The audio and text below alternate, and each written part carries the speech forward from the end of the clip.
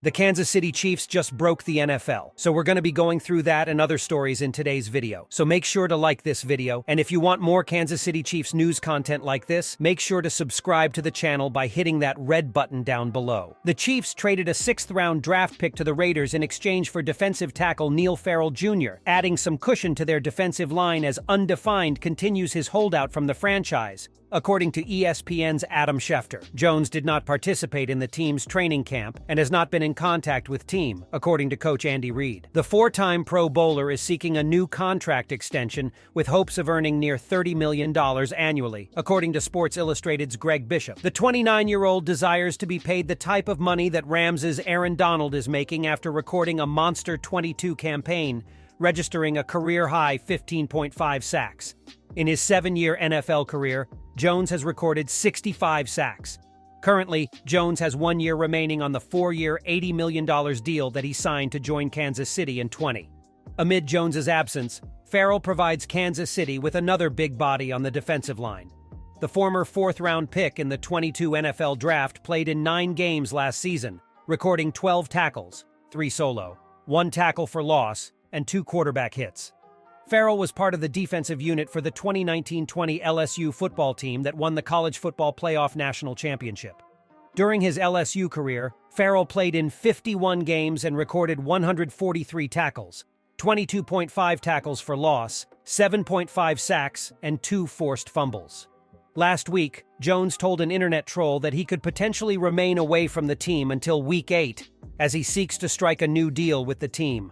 While Farrell is not Jones, he could be a huge asset for the Chiefs' defensive front at the tackle position, which also features Keandre Coburn and Tershawn Wharton. Chris Jones's contract holdout continues, but Kansas City Chiefs general manager Brett Veach said Wednesday there is still a chance Jones could play in the September 7th season opener against the Detroit Lions at Arrowhead Stadium. "We're certainly hopeful of that," Veach said. "We're looking forward to next Thursday, and hopefully he's in the lineup and he's ready to go." Jones has 1 season remaining on the 4-year contract he signed with the Chiefs in 2020, but has been absent from all of this season's practices in an effort to get a new deal. Veach said communication between the Chiefs and Jones has picked up in recent days, though he wouldn't say whether he thought the sides were making progress toward a new contract. "We're going to continue to press on," Veach said. "We're just going to keep working on this thing." Veach also said wide receiver Kadarius Toney and cornerback L'Jarius Sneed would not be placed on the injured reserve list, moves that would keep them out for at least the first 4 games. He indicated both could play against the Lions. "They have a good chance to be where they need to be Week 1, Veach said. Toney had surgery after tearing his meniscus as the Chiefs were starting their opening practice of training camp. Sneed, the only Chiefs cornerback with more than 1 year of NFL experience, hasn't practiced since early in camp because of soreness in his knee. The uncertainty surrounding All-Pro Chris Jones's status is the elephant in the room for the Kansas City Chiefs entering the 2023 season. The star defensive tackle is still holding out as he seeks a new contract from the front office, causing him to miss training camp and the preseason. The person in charge of leading these discussions from the Chiefs' end is general manager Brett Veach. The negotiations over the offseason haven't resulted in Jones being back with the team, but there was optimism from comments made during Veach's Zoom press conference with reporters on Wednesday.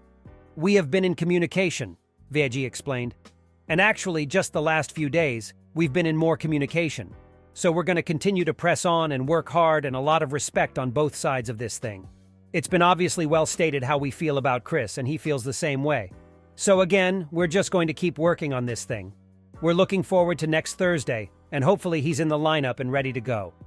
Jones ranked amongst the best defensive players in the NFL last season, emerging in many critics' opinions as the league leader at his position. Veach refused to share details of the ongoing conversations in tradition to respect the players involved in negotiations. "We've been in communications, and I think, I like to keep all of those communications between us and them just out of respect for the whole process, and in the hopes that we can continue to work to get something done." Jones was placed on Tuesday's reserve did not report list for failing to attend team facilities at the NFL's mandatory deadline. However, Veach continuing to be in communication is a positive step in a troublesome negotiation process. With the roster cut-down deadline being just hours away, the Kansas City Chiefs are getting out ahead of clearing up 1 spot on their roster. General Manager Brett Veach is dealing from a position of strength as far as depth is concerned, as Kansas City reportedly traded wide receiver Emir Smith-Marsette to the Carolina Panthers. Ian Rappaport of NFL Network reports that the return is a swap of conditional 2025 seventh-round picks. The net gain for the Chiefs here admittedly isn't much, but considering that Carolina is a rebuilding team with a young quarterback, there's reason to believe that this could lead to Kansas City possibly improving its seventh-round slot 2 drafts from now. With that said, a swap of conditional picks also complicates things a bit. This isn't an earth-shattering move. For the Chiefs to get anything in exchange for Smith-Marsette, someone who was almost surely going to be cut later on Tuesday due to the numbers game at receiver,